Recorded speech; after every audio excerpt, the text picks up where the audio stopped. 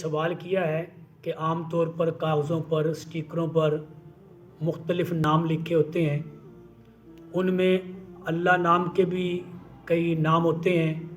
محمد نام کے بھی کئی نام ہوتے ہیں، ابوبکر، عمر، عثمان، علی، حسن، حسین، معاویہ، یہ بڑے مقدس نام ہیں، ہمارے ایمان کا حصہ ہے، یہ مقدس نام ان پہ لکھے ہوتے ہیں۔ پھر بعد میں وہ سٹیکر ہو یا کوئی عام کاغذ ہو، اس کو اسی طرح پھینک دیا جاتا ہے، تو یہ بہت بڑی بے ادبی ہے۔ اگر کوئی غیر مسلم ایسی بے ادبی کرے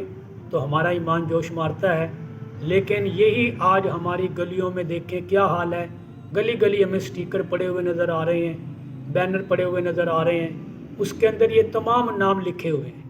تو ہمیں ایک تو یہ کہ ان ناموں کا ادب ہمارے لیے انتہائی ضروری ہے،